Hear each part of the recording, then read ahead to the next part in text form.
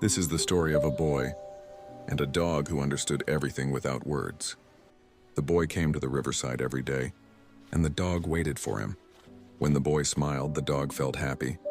When the boy was silent, the dog sat closer.